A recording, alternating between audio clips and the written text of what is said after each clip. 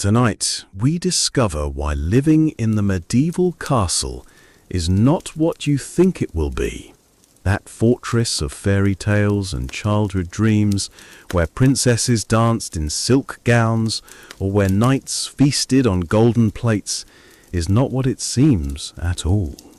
This is the castle as it truly was, a fortress built not for comfort, but for survival. A place where every breath was earned, every meal was precious, and every night was a small victory against the darkness that pressed in from all sides. We will discover with each passing hour why our modern bodies and modern minds would crumble like autumn leaves in the face of medieval reality. If you find comfort in these ancient stones, then let this channel be your sanctuary. Press that gentle thumbs up and subscribe, but only if this feels like home to your weary heart. Also, let me know where you're listening from tonight and what time it is for you. There's something comforting knowing others are here too, settling into these old stories. So, dim the lights.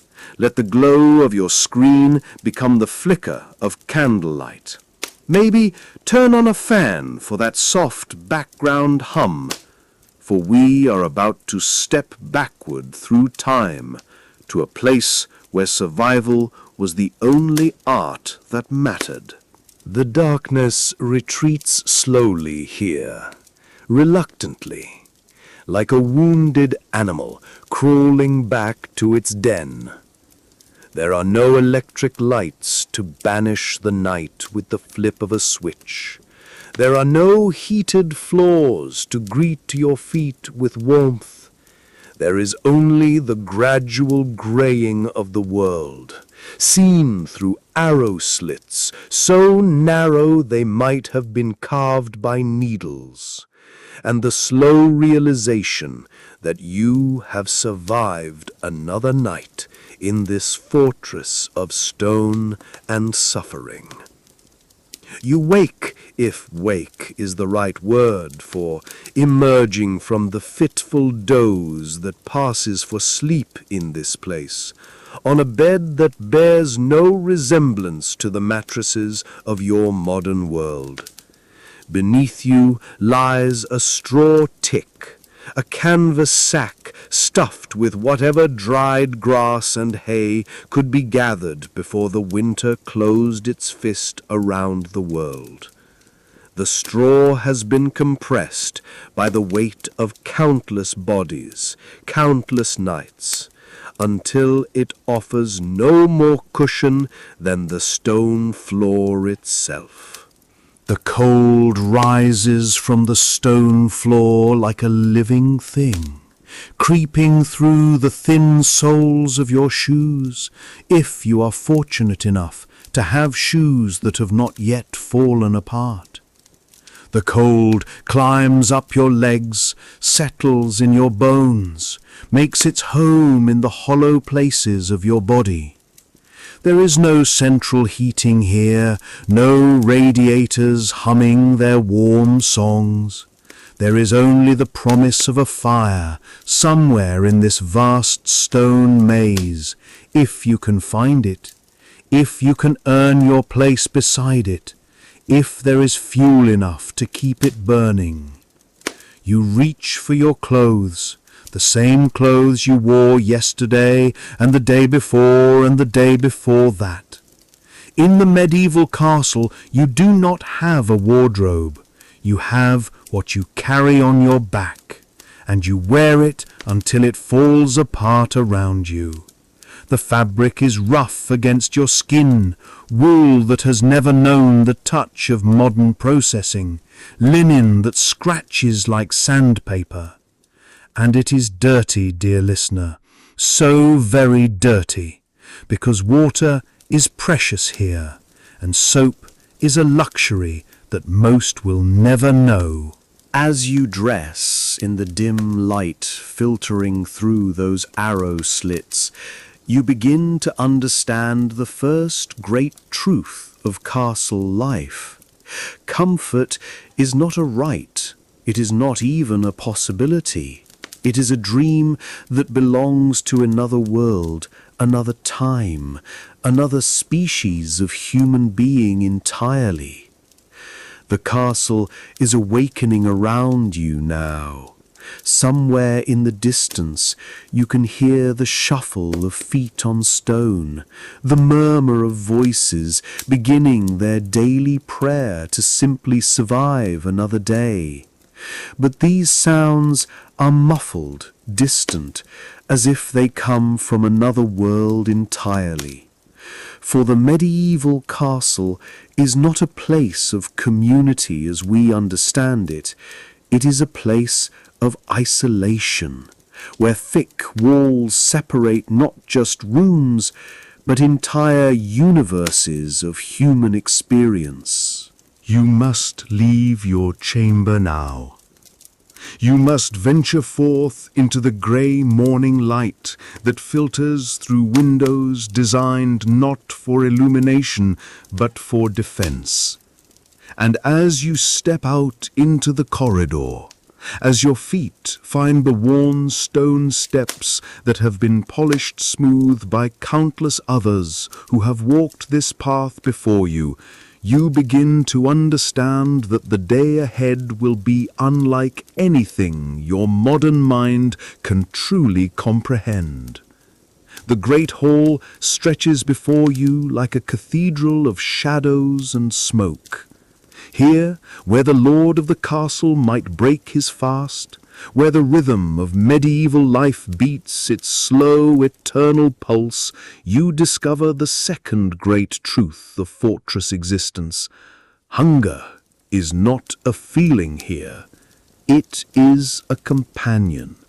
It is a friend who never leaves your side, who whispers in your ear with every breath, who colors every thought with its grey presence. You join the line of figures waiting for their portion of the morning meal. But do not expect the breakfast of your modern world, dear listener. There is no coffee here to chase away the fog of sleep, no orange juice bright with vitamins, no eggs prepared exactly as you like them. There is only the great pot, hanging over the fire like a cauldron of necessity, and whatever has been deemed fit for the likes of you. The smell that rises from that pot is not the smell of food as you know it. It is the smell of survival. Turnips and onions if the harvest was good. Barley and oats if the stores have not yet run low. Bones that have been boiled and reboiled until they surrender the last whisper of nourishment. And sometimes, if fortune smiles upon this place, there might be a piece of meat, but not meat as you understand it. Not the carefully butchered, hygienically prepared flesh of your modern world. This is meat that has been hanging in the cold stores until it has developed a flavour that would make your modern stomach revolt. You receive your portion in a wooden bowl that has been carved from a single piece of wood, carved and used and reused until it has absorbed the flavours of 1,000 meals. The bowl is not clean. Cleanliness is a luxury that belongs to angels, not to castle dwellers. It bears the stains of countless previous meals, the accumulated patina of medieval life. And what do you receive in this bowl? Perhaps a ladle of pottage, a thick grey porridge made from whatever grains could be found, boiled with water that was drawn from a well that may or may not be clean. The pottage is lumpy, sometimes burned, always under-seasoned, because salt is as precious as silver in this place. You eat it with a wooden spoon, and you are grateful for it. because this might be the only substantial meal you receive today. But here is where your modern sensibilities begin their first real rebellion, dear listener. For the pottage is not merely unappetizing, it is actively hostile to your modern digestive system. Your stomach, accustomed to processed foods, to consistent nutrition, to the careful balance of modern cuisine, begins to protest. The rough grains scratch at your throat. The unfamiliar flavors make you gag. And worst of all, you begin to understand that this is not a temporary hardship. This is not a camping trip that will end when you return to your refrigerator and your microwave. This is every meal, every day, for the rest of your life. Around you, the other inhabitants of the castle eat their pottage with the grim determination of those who know there is no alternative. They do not complain about the taste, because taste is a luxury. They do not leave food uneaten, because waste is a sin that could mean the difference between life and death. They eat everything that is placed before them, and they are grateful for it, because they have known days when there was nothing at all. But you, dear modern traveller, you find yourself unable to finish your bowl. Your stomach rebels against the unfamiliar textures, the bitter flavors, the knowledge of what has gone into this meal. And as you set down your spoon, as you push away the bowl that still contains precious nourishment, you see the eyes of the others upon you, eyes that hold a mixture of confusion and condemnation, eyes that have seen too much hunger to understand how anyone could waste food.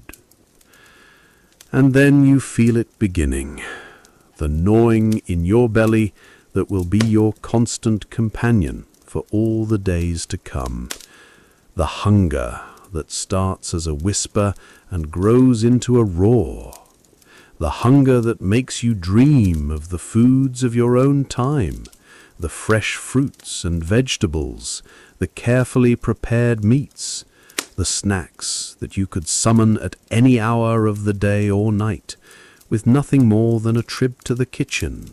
But those foods exist only in memory now.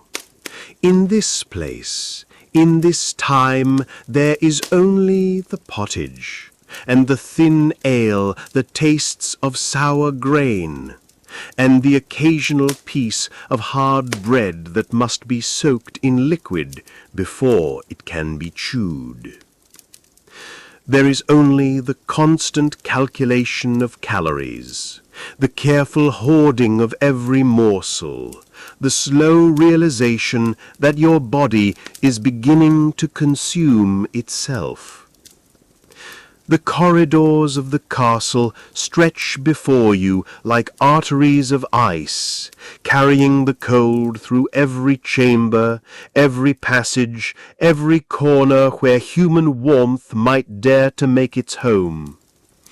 As you walk these stone pathways, as your breath begins to mist in the air before you, you encounter the third great truth of medieval fortress life. Cold is not merely the absence of heat. It is a presence unto itself, a living thing that has made this castle its permanent home. Your modern body, accustomed to the steady warmth of central heating, to the comfort of insulated walls and double-paned windows, begins its protest almost immediately. The cold seeps through your rough medieval clothing as if it were made of paper. It finds every gap, every opening, every place where fabric meets skin. It settles into your bones like a living thing, making its nest in the hollow places of your body. The walls around you are stone, thick, ancient stone that has been quarried from the earth and shaped by hands that knew nothing of modern building techniques. These walls are not insulated. They are not designed to keep the cold out, but to keep enemies out. And so they conduct the chill from the outside world directly into your living space, making the interior of the castle only marginally warmer than the world beyond its walls. You pass by one of the arrow slits, those narrow windows designed for defense, not for light or warmth. The opening is barely wide enough for an archer to aim through, but it is more than wide enough for the winter wind to find its way inside. As you walk past, a knife of cold air cuts through the corridor, so sharp and sudden that it makes you gasp. And you realize that these openings are everywhere. Dozens of them, hundreds of them, each one a breach in the fortress's defenses against the cold. The floors beneath your feet are stone as well, and they seem to actively drain the heat from your body.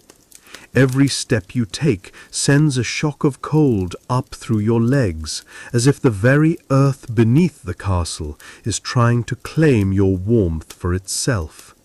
There are no carpets here, no rugs to provide insulation. There is only stone, cold and hard and unforgiving. You find yourself drawn toward the great hall, toward the promise of the central hearth, but as you approach, as the sound of crackling flames reaches your ears, you discover that even fire is not what it once was in your modern world. The great fireplace is indeed large, large enough to roast an entire deer, large enough to warm a king's banquet, but it is also inefficient, designed for show rather than for heating. Most of its heat escapes up the chimney, leaving only a small circle of warmth immediately around the hearth. And this fire, this precious source of warmth, is not yours to command. It belongs to the lord of the castle, to his family, to his favored guests. You may approach it only if you have business in the great hall, only if your duties bring you close enough to feel its heat upon your face, and even then you must share that small circle of warmth with dozens of others, all of them pressing close to the flames, all of them jealously guarding their position in the hierarchy of heat. The smoke from the fire fills the hall, because chimney technology is still primitive, still learning to draw the smoke away from human lungs. Your eyes water, your throat burns, and you find yourself caught between the discomfort of the smoke and the desperate need for warmth. This is the bargain of medieval life. You can have heat, but you must pay for it with clean air.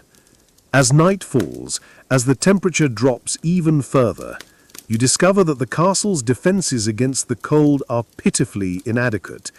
The braziers that burn in some of the chambers provide only the smallest puddles of warmth, and the fuel for them is so precious that they are lit only when absolutely necessary.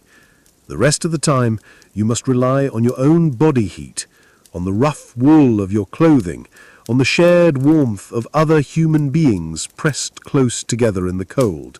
You retire to your chamber, but there is no respite there.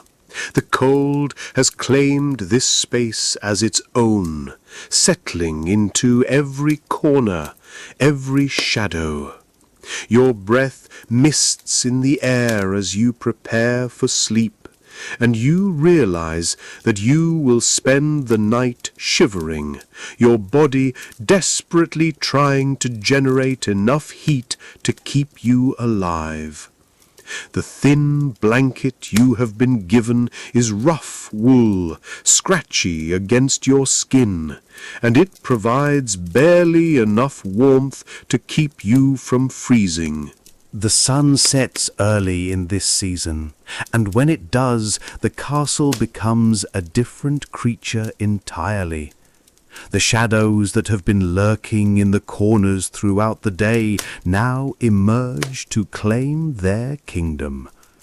The darkness here is not the gentle darkness of the modern world, softened by street lights and house lights and the gentle glow of electronic devices.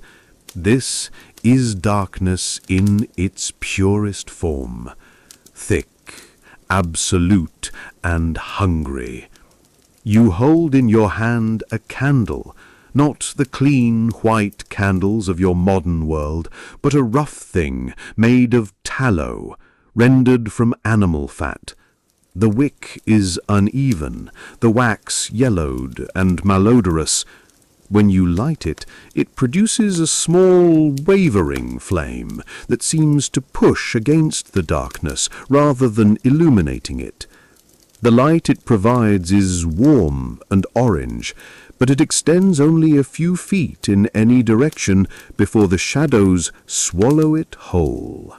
As you walk through the corridors with your candle, you begin to understand how truly vast the darkness is. The flame that seemed adequate in your chamber becomes pitiful in the open spaces of the castle. The great hall, which seemed manageable in daylight, now stretches away into an abyss of black.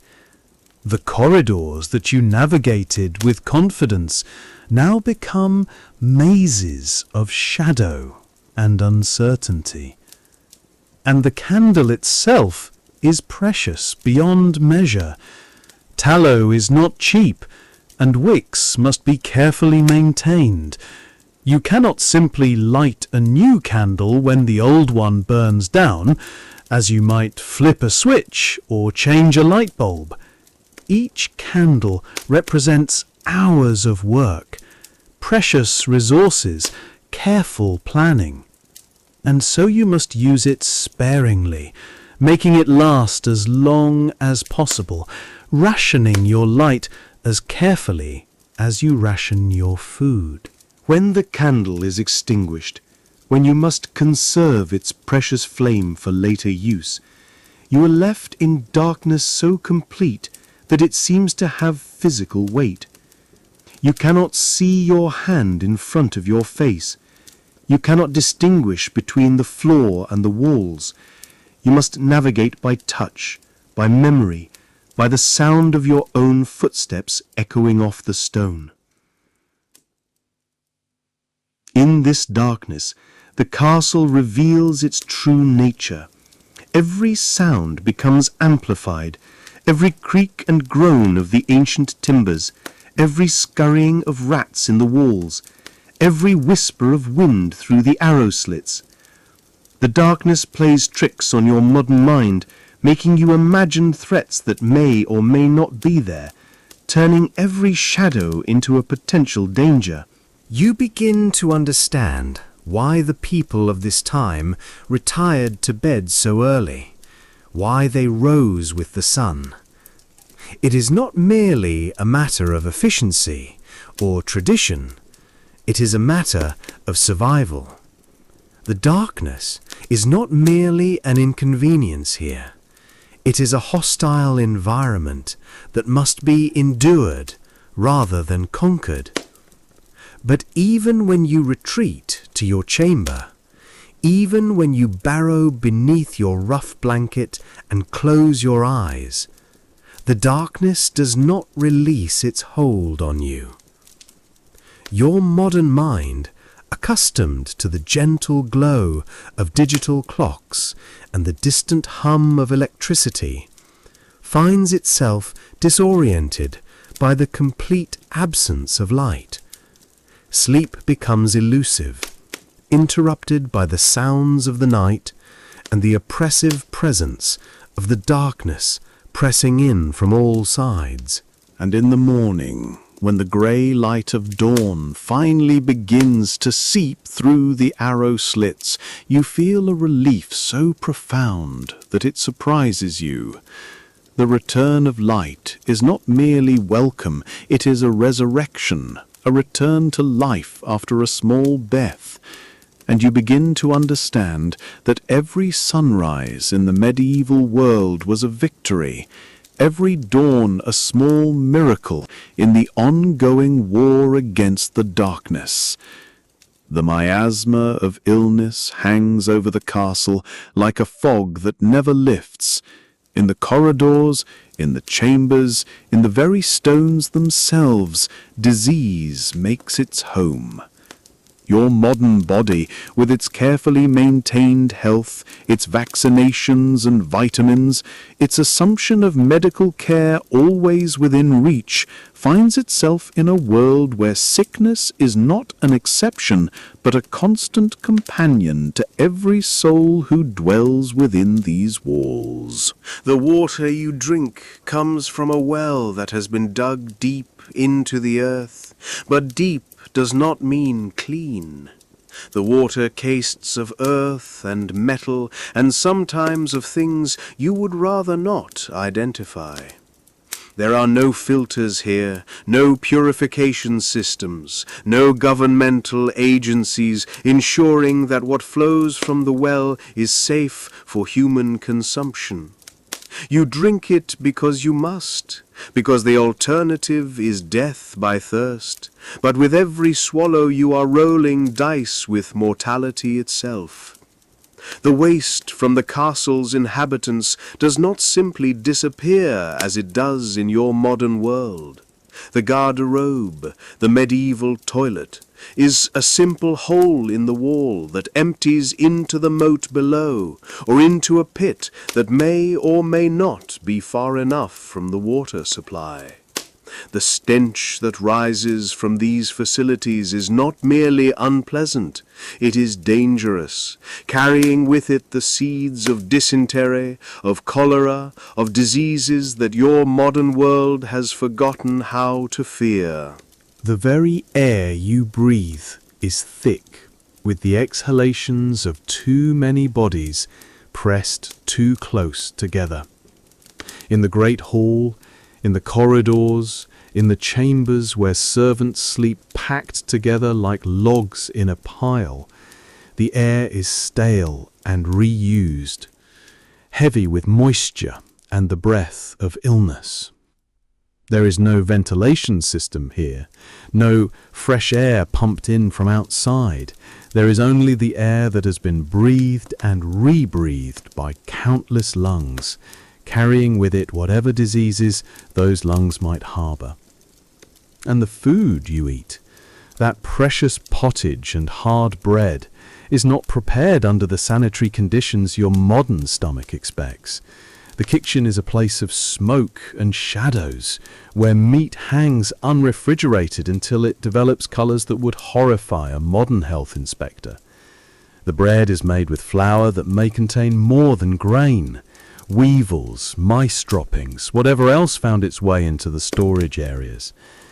The ale you drink is safer than water, but only because the fermentation process has killed some of the harmful organisms that lurk in every drop. Your modern immune system, trained to fight the diseases of the 21st century, finds itself facing medieval pathogens that have been extinct in your world for centuries. The simple cold becomes a serious threat when there are no antihistamines, no cough drops, no warm rooms where you can recover. The minor cut becomes a potential death sentence when there are no antibiotics, no sterile bandages, no understanding of infection control. And when illness comes, not if, but when, there is no modern medicine to save you. The castle's healer, if there is one, works with herbs and prayers, with bloodletting and superstition. The remedies are often more dangerous than the diseases they purport to cure. A broken bone is set without x-rays, without proper anesthesia, without the techniques that make modern orthopedics possible. Infection is treated with poultices that may do more harm than good. The smell of sickness permeates everything.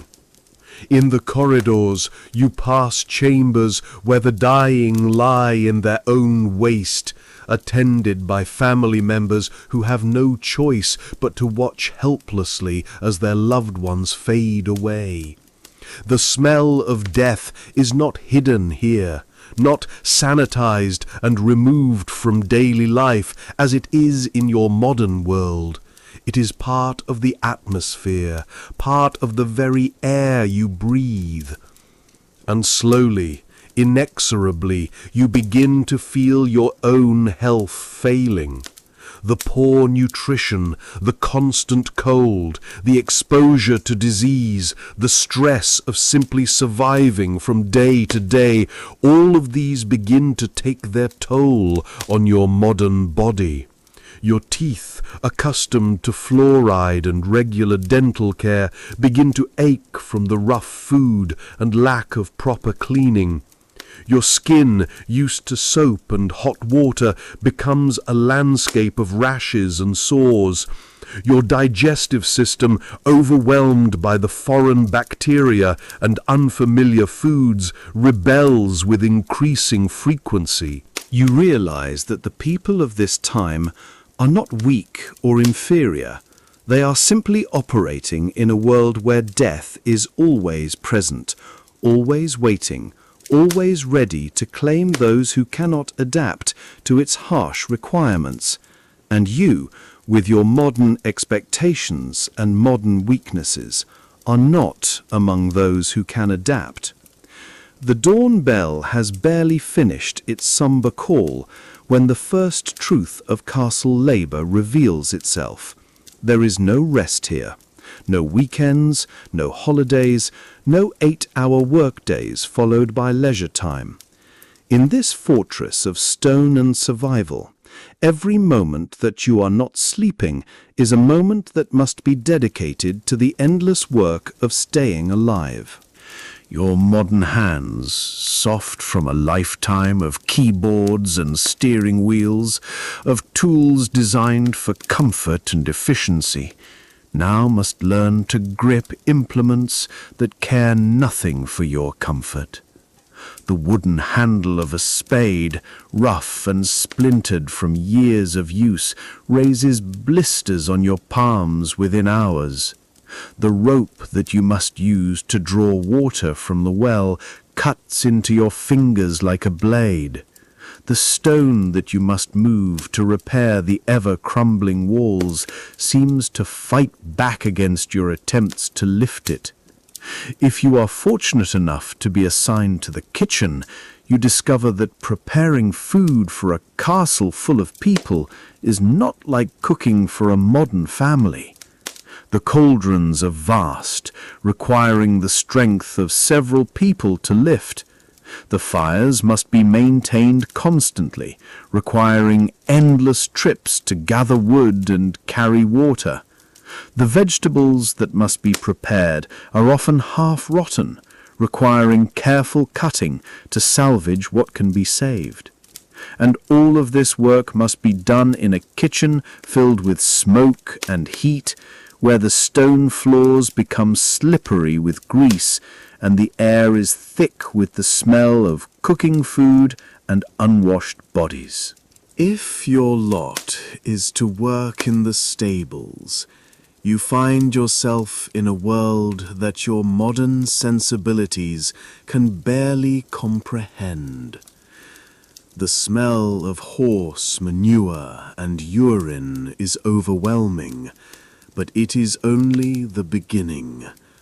The hay must be carried, the horses must be fed and watered, The stalls must be cleaned out by hand with primitive tools, and the horses themselves, while magnificent creatures, are not the gentle riding school animals of your modern experience. They are working animals, often ill-tempered, always unpredictable, and they seem to sense that you do not belong in their world. Perhaps you are assigned to the endless task of maintaining the castle's defences. The walls are constantly in need of repair, as frost and rain and simple age work to return the stone to the earth from which it came. You find yourself carrying buckets of mortar up narrow spiral staircases, your legs burning with the effort, your lungs gasping in the thin air. The mortar is mixed by hand, the stones are cut with primitive tools, and every step of the process requires back-breaking labour. Or you might be sent to the fields that surround the castle, to work the land that provides the food for those within the walls. But this is not the mechanized agriculture of your modern world. Every furrow must be ploughed by hand, every seed planted individually, every weed pulled by hand. The work is done from sunrise to sunset, with only brief breaks for the meager meals that provide barely enough energy to continue. Your modern body rebels against this constant labor. Your back, accustomed to ergonomic chairs and proper posture, begins to ache within hours of beginning work. Your muscles, trained for the gym rather than for manual labor, cramp and seize.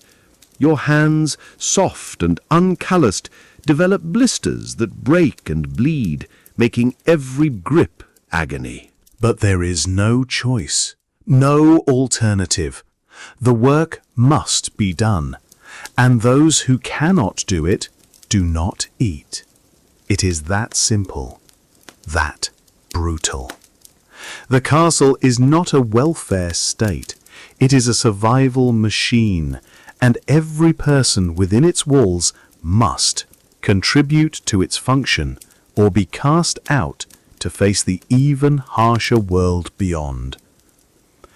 As the days pass, as your body slowly adapts to the demands placed upon it, you begin to understand why the people of this time seemed so different from modern humans. They were not inherently stronger or more resilient. They were simply shaped by necessity into creatures that could survive in this harsh world. Their bodies were tools, their minds focused on the immediate tasks of survival. And you realize that you are not adapting. Not really. You are simply enduring, simply surviving from day to day. The work is wearing you down, grinding away at your modern softness until nothing remains but the desperate need to rest, to escape, to return to a world where labor is voluntary and leisure is possible. But there is no escape from this place, no return to the world of your birth. There is only the endless work, the endless struggle, the endless reminder that in this time and place you are not a person with rights and expectations. You are simply another pair of hands, another back to bear the burden of survival. In the depths of your third week within these stone walls, as your body slowly learns to ache in new ways and your stomach grows accustomed to its constant emptiness, you discover perhaps the cruelest truth of all, that you can be surrounded by people and still be utterly, completely alone. The language that flows around you in the corridors and chambers is not quite the English you know. It is Middle English, a tongue that shares roots with your modern speech, but has grown in different soil, under different skies. The words twist and turn in ways that make your mind stumble, reaching for meaning that dances just beyond your comprehension. When the other inhabitants of the castle speak, you catch fragments, familiar sounds that promise understanding but deliver only confusion. And even when you can grasp the meaning of their words, you find that you have nothing to say that they would understand. How do you explain the world you come from to people who have never seen electric light? How do you describe the feeling of driving a car to those who consider a horse the pinnacle of transportation? How do you share the memory of a hot shower, of a refrigerator, of a telephone call with someone who lives in a world where such things are not merely unavailable, but literally inconceivable? The social structures that govern life within these walls are as foreign to you as the language. Everyone has their place in the hierarchy, their role to play, their exact position in the great chain of being that stretches from the Lord in his solar down to the lowest scullery maid.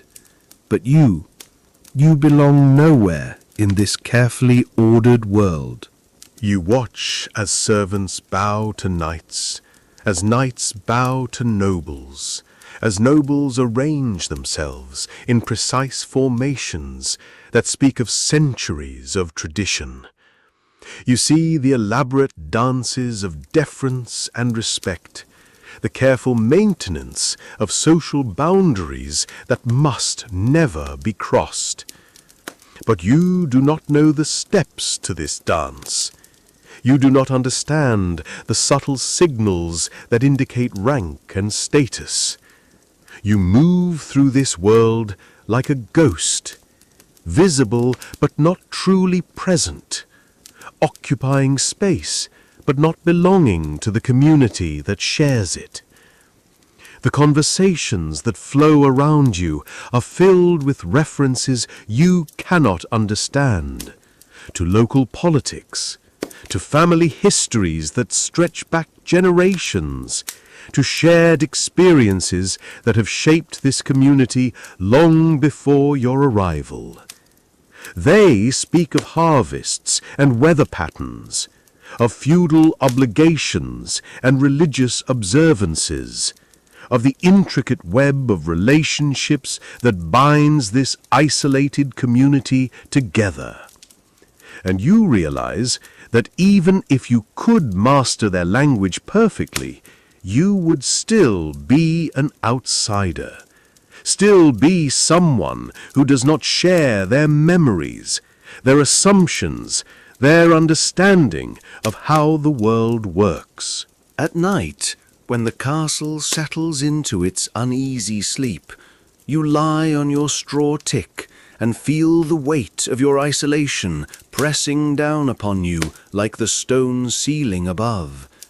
In your modern world, loneliness was something that could be cured with a phone call, with a text message, with the simple act of reaching out across the digital divide. But here, in this place, loneliness is not a temporary condition, it is a state of being, a fundamental aspect of your existence in this alien time. You find yourself treasuring the smallest moments of human connection, a nod from another servant as you pass in the corridor, a shared glance of exhaustion at the end of a long day's work, the brief warmth of standing close to others around the fire. These moments become precious beyond measure, small islands of humanity in an ocean of isolation. But even these moments are fragile, temporary. The other inhabitants of the castle are struggling with their own survival, their own endless battle against hunger and cold and disease. They do not have the luxury of befriending a strange newcomer who speaks oddly and works clumsily and seems to understand nothing of their world. Friendship, like everything else in this place, is a luxury that few can afford. And slowly, as the days pass and the weeks accumulate like stones in your heart, you begin to understand that you are not merely living in the past. You are disappearing into it, becoming less yourself with each passing day. The person you were in your modern world, your interests, your personality, your dreams and hopes and fears, all of these begin to seem irrelevant, even imaginary. There is no place for that person in this castle, no role for them to play, no way for them to exist. You become a creature of pure survival, stripped of everything that made you human in your own time. And in that stripping away, in that reduction to the bare essentials of existence, you discover the most terrible truth of all, that loneliness is not merely the absence of connection. It is the absence of self, the slow dissolution of identity in a world that has no place for who you really are. As the autumn deepens and the first hints of winter begin to whisper through the arrow slits, you discover that the castle's thick walls, which seemed so protective from the outside, have become the boundaries of a prison.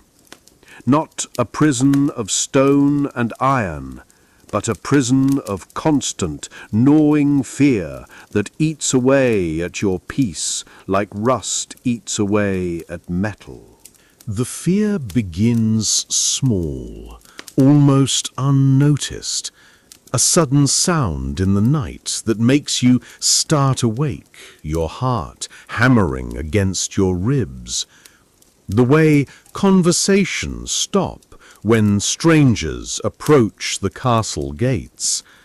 The manner in which the guards on the walls stand a little straighter when riders appear on the horizon, their hands moving instinctively to their weapons.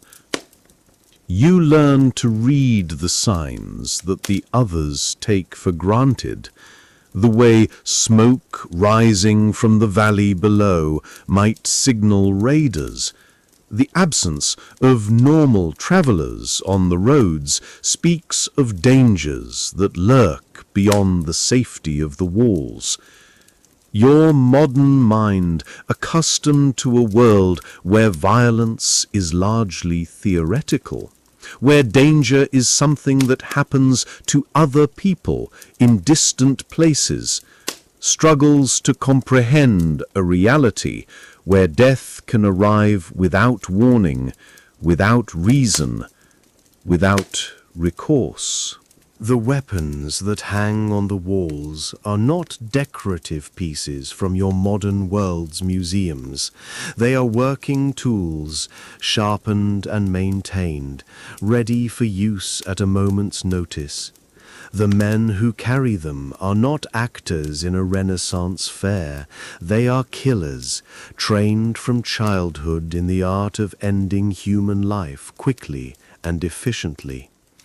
And the scars they bear, the missing fingers and limbs, the marks of old wounds that never quite healed properly, speak of a world where violence is not an aberration but a constant possibility. You begin to understand that the castle's defenses are not merely impressive architectural features, they are necessities, barriers between the inhabitants and a world that wants to destroy them. The thick walls, the narrow windows, the heavy gates, all of these have been built by people who knew intimately what human beings are capable of doing to each other when civilization's thin veneer is stripped away. And then comes the night when the fear becomes real, when the abstract possibility of danger crystallizes into immediate threat. The horn sounds from the walls, not the gentle call to evening prayer, but the harsh, urgent blast that means enemies have been sighted. In moments, the castle transforms from a place of routine hardship into a fortress preparing for war. You watch as the inhabitants move with practiced efficiency that speaks of long experience. Children are gathered and hidden in the deepest, most protected chambers. Food and water are moved to secure locations. Weapons are distributed to those who know how to use them. And you realize that you are not merely witnessing a drill or a precaution, you are watching people prepare to kill or be killed. The waiting is perhaps the worst part. Hours pass as the castle holds its breath, listening for sounds from beyond the walls. Your modern nerves, unused to such immediate and personal danger, feel stretched to the breaking point. Every sound becomes magnified. Every shadow becomes a potential threat. The darkness that you have learned to endure becomes something actively hostile, a place where death might be hiding. And when the attack comes, if it comes, you discover that medieval warfare is nothing like the sanitized battles of movies and television. It is brutal, chaotic, personal. The screams of the wounded pierce the night like knives. The smell of blood and death fills the air. The sounds of metal striking flesh, of men dying hard deaths, become the soundtrack to your new reality. In the aftermath, as the casualties are counted and the dead are prepared for burial, you see the true cost of this life. These are not statistics, not numbers in a history book. They are people you have shared meals with, worked alongside, whose faces have become familiar in the long nights by the fire. And now they are gone, cut down in their prime by other human beings who wanted what they had. The fear does not end when the immediate danger passes. It settles into your bones like the cold, becoming a permanent resident of your soul. You begin to understand that this is how the people of this time live, not from day to day, but from crisis to crisis, always aware that the next sunrise is not guaranteed, that safety is an illusion, and peace is merely the temporary absence of war.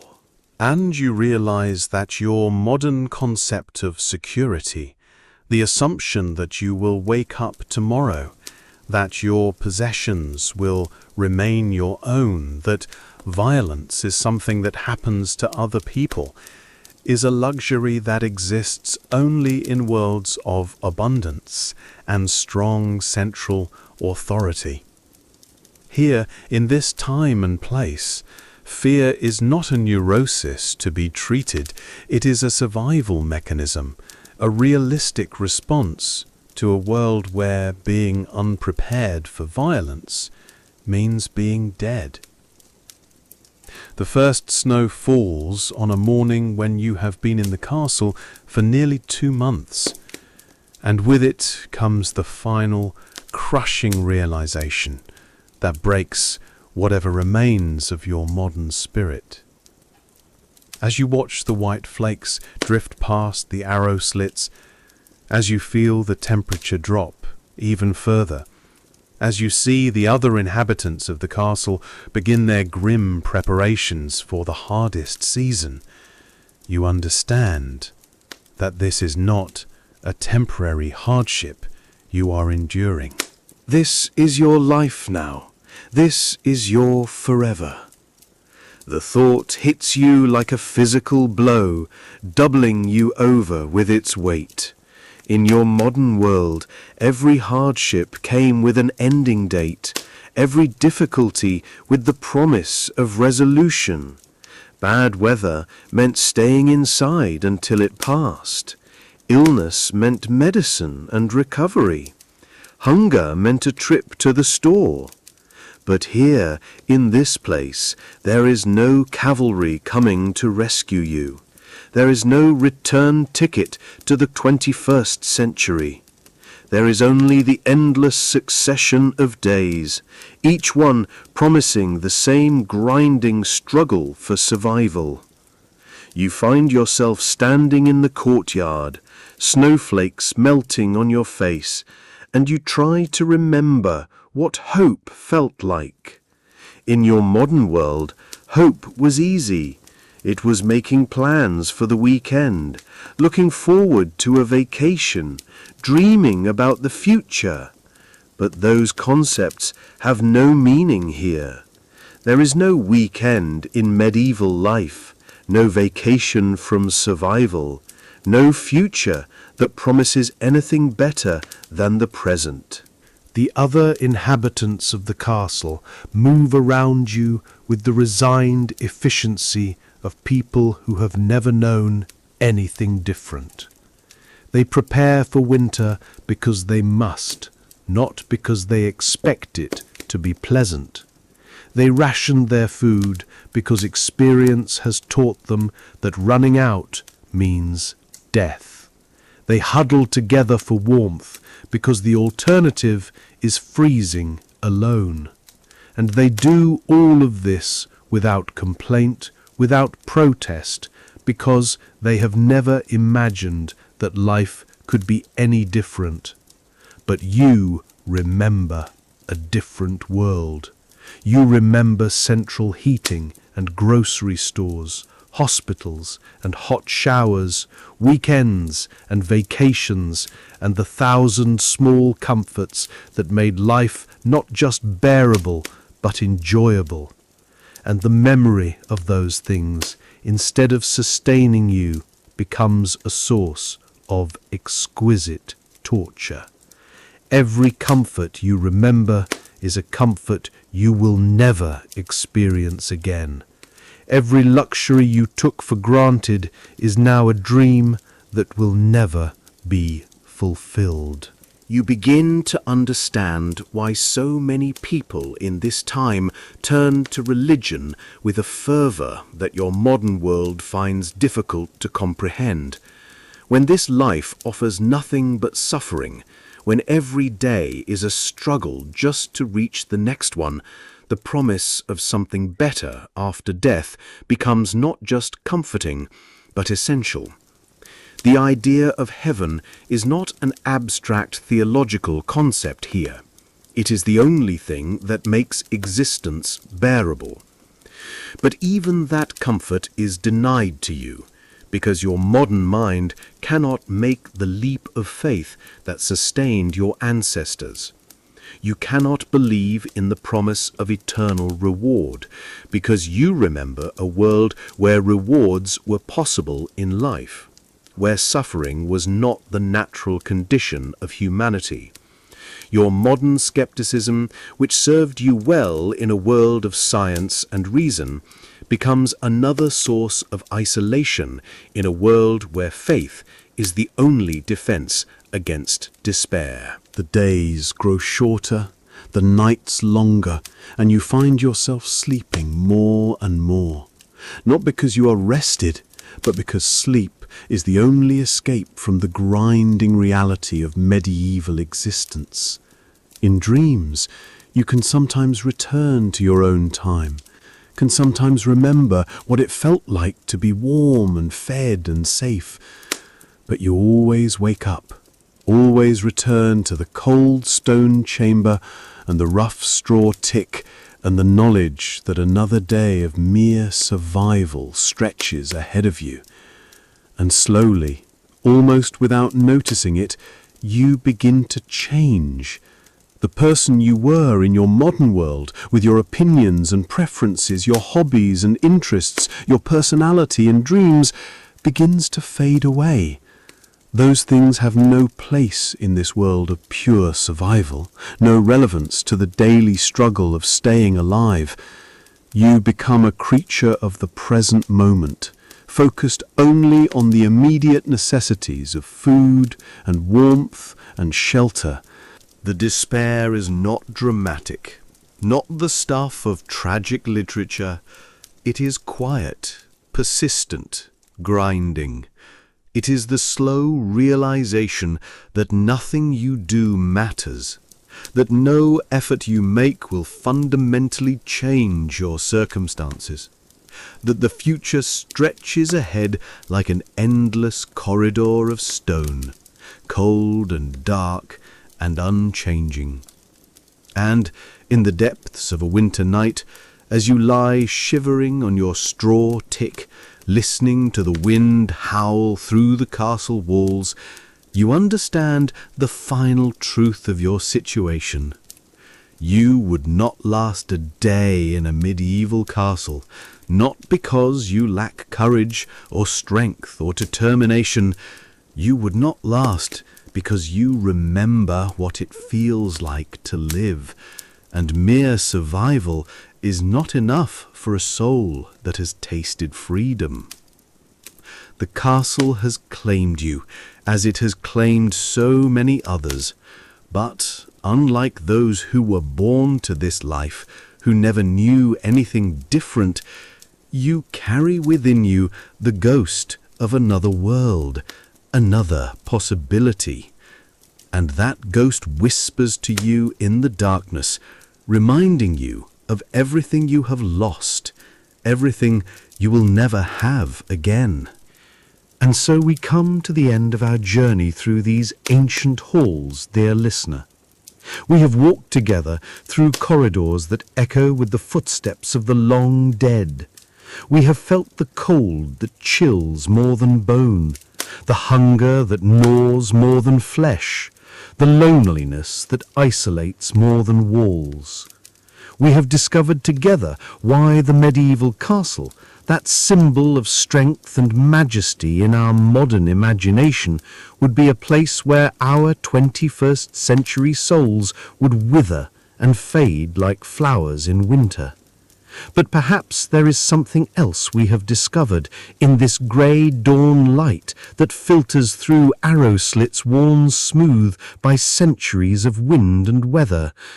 Perhaps we have found deeper appreciation for the world we call home, for the simple miracle of a warm bed, for the casual abundance of a refrigerator filled with food, for the gentle blessing of electric light that banishes darkness with the flip of a switch. The people who lived in these castles, who endured the hardships we have imagined together, were not so different from us. They loved and feared, hoped and despaired, struggled and triumphed in their own quiet ways. They were human beings, facing an inhuman world with whatever courage they could summon. And if we would not have lasted a day in their reality, perhaps it is because we are the inheritors of their struggles, the beneficiaries of their sacrifices. The castle stands still, somewhere in the mist between memory and dream. Its walls continue their slow surrender to time. Its towers reach towards skies that no longer hold the same threats. The arrow slits that once watched for enemies now frame sunsets and starlight. The great hearth that once provided precious warmth now hosts only the wind's quiet song. But in the stones themselves, in the very mortar that holds these walls together, something remains. The memory of all those who lived here, who suffered here, who found whatever joy they could in this harsh place. Their struggles have become our dreams, their daily reality transformed into the stuff of stories told on quiet nights when sleep comes slow. And perhaps that is enough. Perhaps that is all any of us can hope for, that our struggles, our endurance, our small victories against the darkness will echo forward through time, will become the dreams of those who come after us.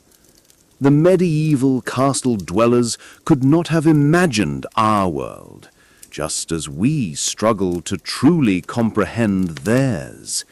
But we are connected across the centuries by the simple fact of our shared humanity. So sleep now, dear listener. Sleep in your warm bed, in your heated room, surrounded by the gentle glow of modern safety. And as you drift toward dreams, remember those ancient souls who faced the darkness with nothing but their courage, who found warmth in each other when the world offered only cold, who survived so that someday, centuries later, we might have the luxury of imagining their lives. They are sleeping too, somewhere in the ruins of time, and perhaps in dreams we meet them there, in the space between what was and what is, where all stories become one story, and all struggles become part of the great human journey from darkness toward light. The castle sleeps. The past sleeps. And so, dear listener, may you sleep peacefully, knowing that you are home in a time and place where hope is possible, where comfort is real, and where tomorrow holds the promise of something better than mere survival. Sleep well, sleep safe, sleep grateful for the warmth that surrounds you and for the light that will greet you when you wake.